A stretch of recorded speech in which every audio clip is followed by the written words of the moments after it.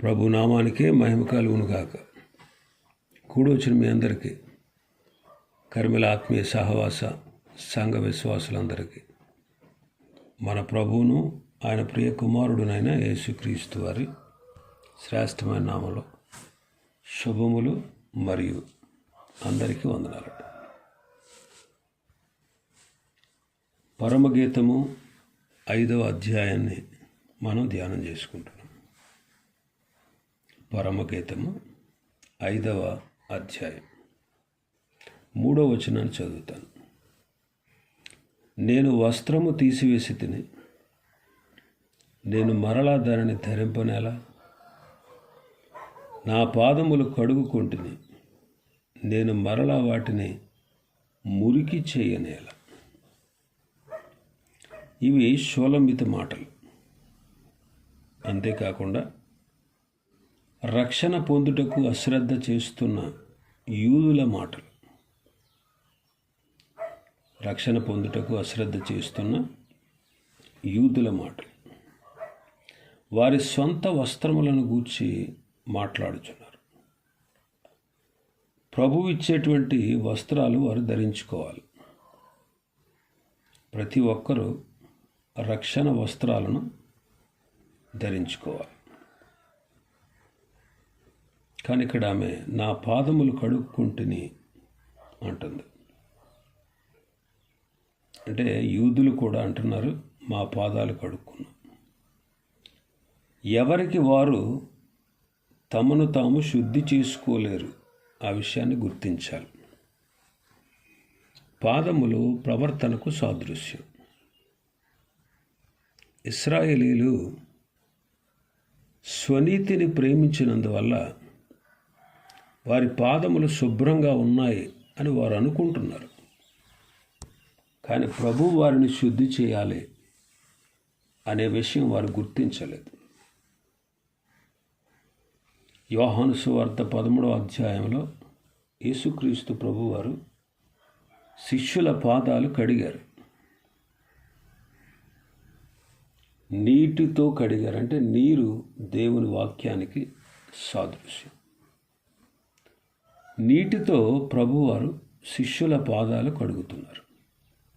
అంటే దేవుని వాక్యంతో మనం మన ప్రవర్తనను సరిచేసుకోవాలి. 4వ వచనం చదివితే పరమగీతం 5:4 తలుపు సందులో నా ప్రియుడు చెయ్యి ఉంచగా నా అంతరంగము అతని ఎడల జాలిగొనెను. ఇక్కడ ప్రభు చేతులకు ఇక్కడ గాయాలు ఉన్నాయి. ఆ గాయాలు చూడగానే షోలంబితి హృదయాంతరంగం ప్రభు పట్ల జాలితో నిండింది. కానీ యూదులకు హృదయంలో మార్పు లేదు. ప్రభు చేతులు గాయములు పొందిన చేతులు. లూకా సువార్త 24వ అధ్యాయం 16వ వచనాన్ని మనం చదివితే, వారు ఆయనను గుర్తులు పట్టలేకుండా వారి కన్నులు మూయబడిన అని మనం చదువుతాం. ఎమ్మాయికి వెళుతున్నటువంటి శిష్యులు వారి కన్నులు మూయబడినట్లుగా చూస్తున్నాం. 31వ వచనం మనం చూస్తే, వారి కన్నులు తెరవబడి ఆయనను గుర్తుపట్టారు. 31వ వచనంలో వారి కన్నులు తెరవబడ్డాయి. మూయబడిన కన్నులు తెరవబడుటకు కారణం ఏంటి? ప్రభు రొట్టె విరిచి వారికి ఇచ్చారు. ఆ 2 చేతుల్లో నుండి వారు ఆ రొట్టె ముక్కలను తీసుకున్నారు. అప్పుడు ఆయన అరచేతుల్లో ఉన్నటువంటి మేకు గుర్తుల్ని వారు చూశారు. అప్పుడు వారి కన్నులు తెరవబడ్డాయి.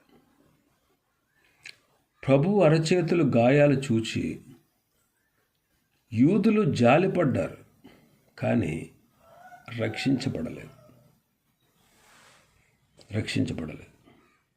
ఆదికాండం 21వ అధ్యాయం 19వ వచనం. మరియు దేవుడు ఆమె కన్నులు తెరిచినందున ఆమె నీళ్ల ఓట చూచి వెళ్ళి ఆ తిత్తిని నీళ్లతో నింపి చిన్నవానికి త్రాగనిచ్చింది. ఇక్కడ ఈ వచనంలో ప్రభువు హాగరు కన్నులు తెరుస్తున్నాడు. బాధలో, కష్టంలో, శ్రమలో, దుఃఖంలో ఉన్నటువంటి హాగరును ప్రభు దర్శించాడు. మన విపరీత పరిస్థితులు దేవుడు మనకు సహాయం చేయడానికి తోడ్పడతాయి. మరణానికి సిద్ధమై ఉన్నటువంటి హాగరును, ఆమె కుమారుణ్ణి ప్రభువు కనికరించి ఆమె కన్నులు తెరిచాడు. ఫలితంగా ఆయన ఇచ్చినటువంటి నీళ్ల ఓటను కనుగొని వారు బ్రతికారు. సంఖ్యాకాండం 22వ అధ్యాయం 31వ వచనం. అంతలో యెహోవా బిలాము కన్నులు తెరిచెను గనుక దూసిన ఖడ్గము చేత పట్టుకుని త్రోవలో నిలిచి ఉన్న యెహోవా దూతను అతడు చూచి తల వంచి సాష్టాంగ నమస్కారం చేశాడు. ఇక్కడ యెహోవా బిలాము కన్నులు తెరిచాడని చదువుతున్నాం. అతని కన్నులు తెరవబడినప్పుడు అతడు కన్నులు తెరిచి దేవుని తీర్పు ఎదురుగా ఉన్నట్టుగా బిలాము కనుగొన్నాడు. దేవుని తీర్పు, ఆ తీర్పు మనకు ఎదురుగా ఉందని మనం కూడా గుర్తించాలి. తీర్పును తప్పించుకుని ప్రభువు రాజ్యానికి మనం వారసులం కావాలి. అందుకే ప్రభు వారు చెప్పారు యోహాను సువార్త 5:24, నా మాట విని నన్ను పంపిన వాని యందు విశ్వాసం ఉంచువాడు నిత్య జీవం కలవాడు. వాడు తీర్పులోనికి రాక మరణములో నుండి జీవంలోనికి దాటి ఉన్నాడు. తీర్పులోనికి రాడు. రాజుల 2వ గ్రంథం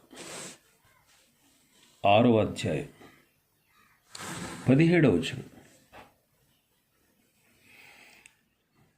యెహోవా వీడు చూచినట్లు దయచేసి వీని కండ్లను తెరవమని ఎలీషా ప్రార్థన చేయగా యెహోవా ఆ పనివాని కండ్లను తెరవజేశారు.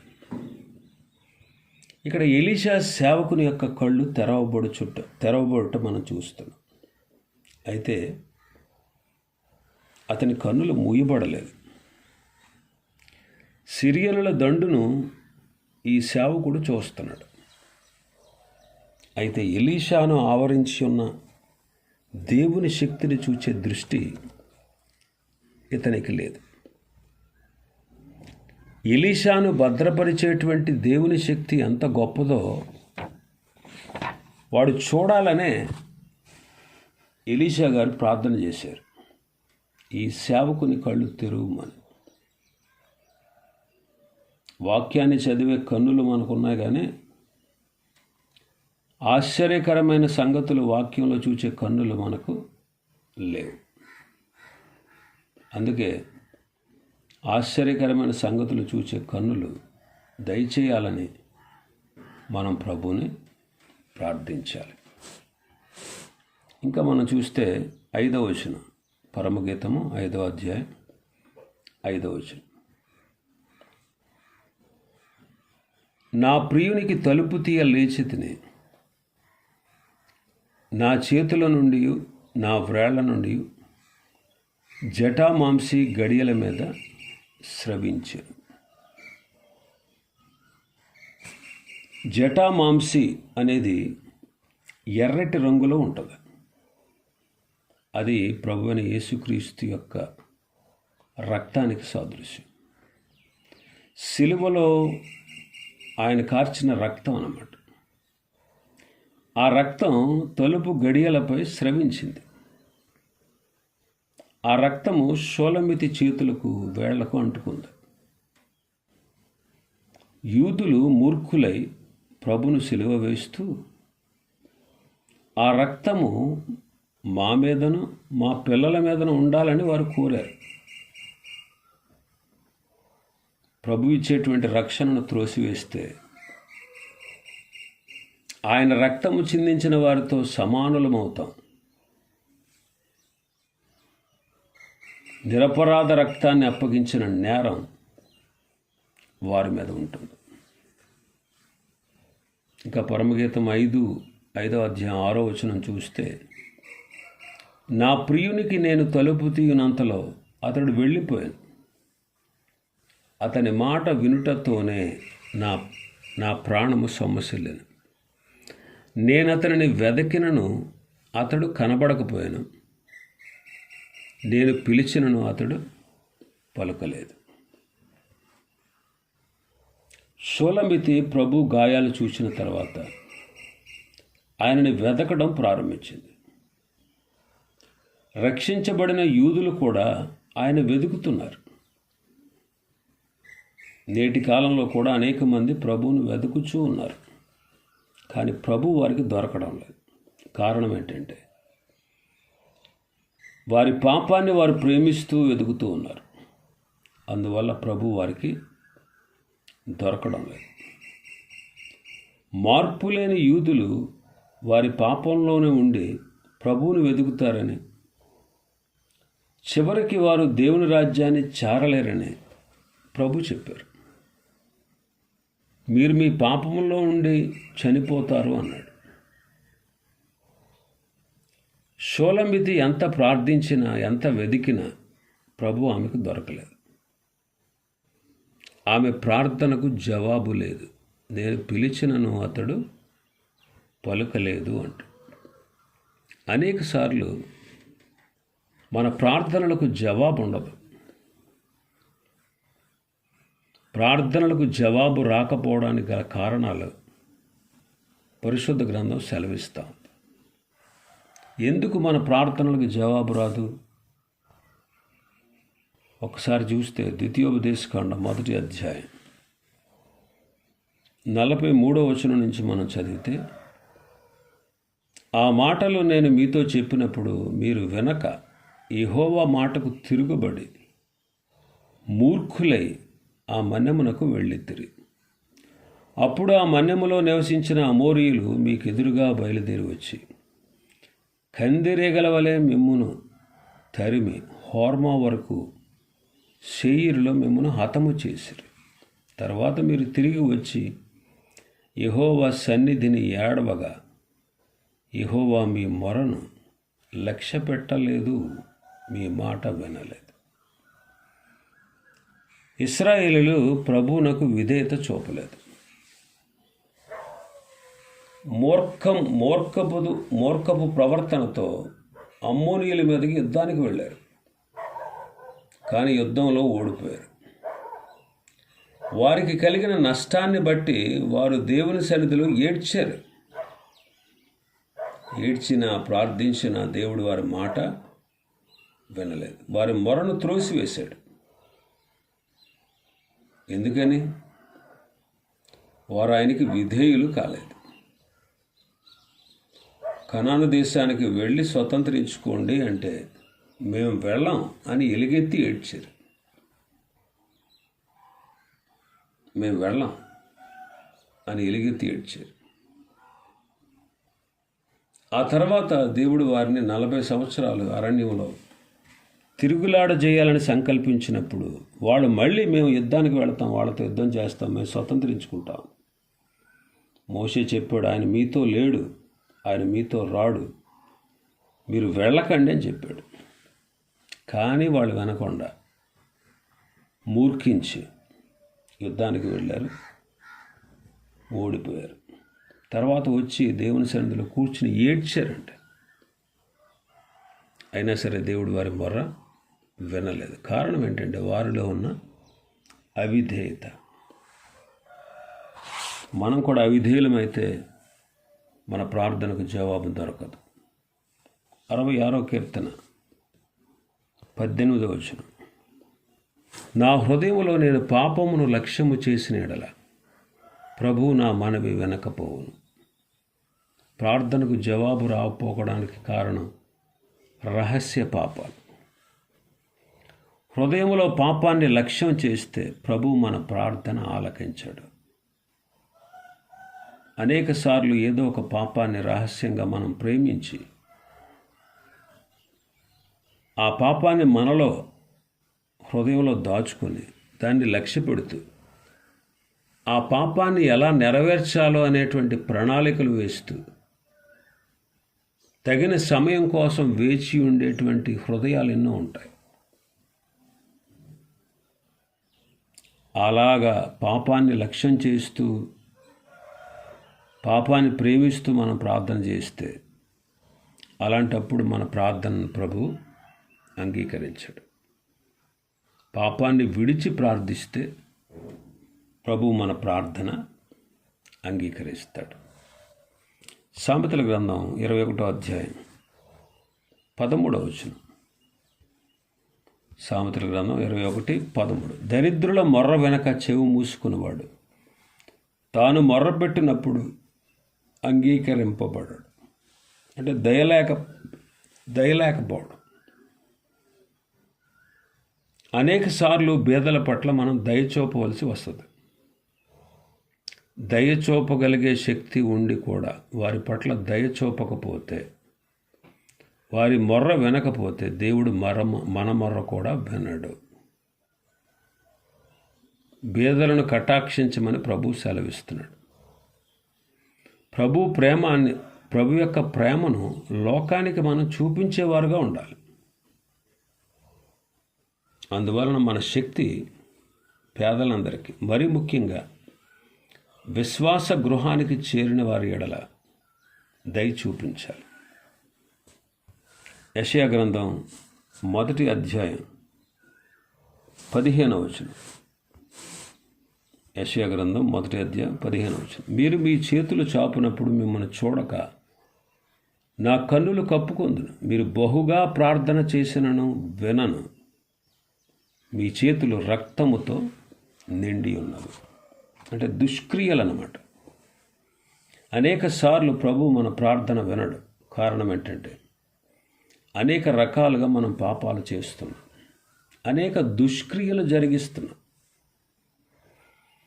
ఇతరులకు మేలు చేయుటకు బదులు కీడు చేస్తున్నాం, మన ద్వారా అన్యాయం జరుగుతూ ఉంది, దిక్కులేని వారిని పరామర్శించలేకపోతున్నాం, ఇతరులకు నష్టాన్ని కలగజేస్తున్నాం, ఇతరులను కష్టపెడుతున్నాం, ఇతరులను బాధిస్తున్నాం, ఇతరులను నిందిస్తున్నాం, అవమానపరుస్తున్నాం, అబద్ధముగా చెడ్డ మాటల వాళ్ళ మీద పలుకుతూ ఉంటాం, దుష్క్రియలు అనేకమని చేస్తూ ఉంటాం.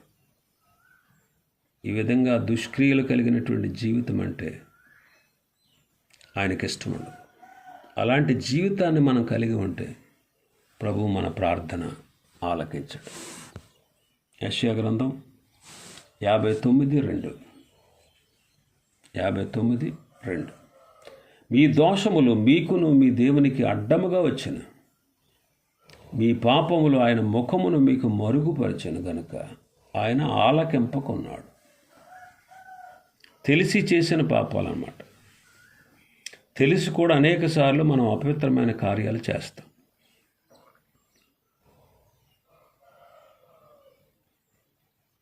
మన పెదవులు అబద్ధాలతో నిండి ఉంటాయి. మన నాలుక కీడు చేసే విధంగా మాట్లాడుతుంది. నీతిగా సత్యంగా జీవించం. దేవుని నమ్మవలసిన వారు వ్యర్థమైన వాటిని నమ్మడం. ఈ కారణాలను బట్టి దేవుడు మన ప్రార్థన వినడానికి ఇష్టపడట్లేదు. యాకోబు పత్రిక 1వ అధ్యాయం 6-7 వచనాలు.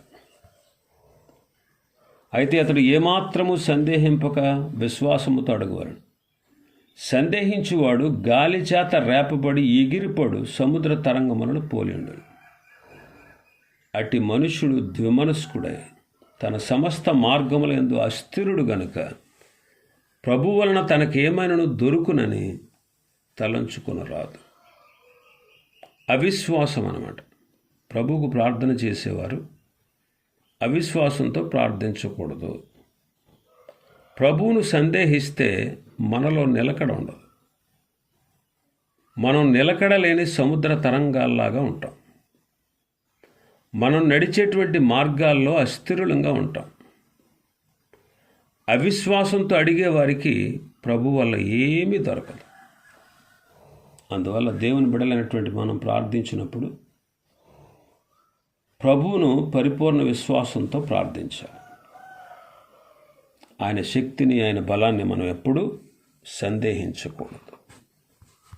4వ అధ్యాయం 1 నుంచి 4 వచనాలు, 3 వచనాలు. మీలో యుద్ధములు పోరాటములు దేని నుండి కలుగుచున్నవి? మీ అవయవములో పోరాడు మీ భోగెచ్చల నుండి కదా. మీరు ఆశించుచున్నారు కానీ దొరకటలేదు. నరహత్య చేయుదురు, మత్సరపడుదురు కానీ సంపాదించుకోలేరు. పోట్లాడుదురు, యుద్ధము చేయుదురు కానీ దేవుని అడగనందున మీకేమీ దొరకదు. మీరు అడిగినను మీ భోగముల నిమిత్తం వినియోగించుటకై దురుద్దేశముతో అడుగుచున్నారు కనుక మీకేమీ దొరుకుటలేదు అంటాడు. భోగముల కొరకు అడుగుట. మన హృదయాల్లో భోగాలు చోటు చేసుకుంటాయి. మితమైన జీవితాన్ని జీవించే అనుభవం మనకు ఇష్టంగా ఉండదు. అందువలన ఆశించకూడని వాటిని మనం ఆశిస్తాం. ఇతరులకు ఉండే విలాసవంతమైన భోగాలు మనం కోరుకుంటాం. ఇది చాలా తప్పు. ఇతరులకు ఏవో ఉన్నాయని మనకు లేవని మనం అసూయ పడుతూ ఉంటాం. అసూయ అసమాధానానికి, అశాంతికి దారితీస్తుంది. మనకి ఏది కావాలో అది ప్రభువుని జాగ్రత్తగా అడగాలి. అయితే దురుద్దేశంతో అడిగితే మాత్రం మన ప్రార్థన సరి అనేది కాదు. ఇంకా 4వ వచనంలో చూస్తే యాకోబు 4:4 లోకంతో స్నేహం చేస్తూ మనం ప్రార్థన చేస్తే అట్టి ప్రార్థన ప్రభు మెచ్చడు. ఇంకా ఈ అధ్యాయంలో చాలా విషయాలు ఉన్నాయి. ప్రభు చిత్తమైతే రేపటి దినం మరికొన్ని విషయాలు మనం ధ్యానం చేసుకుందాం. దేవుడి వర్తమాన వాక్యాన్ని మన వెనుకడిలో ఆశీర్వదించునుగాక. ఆమేన్.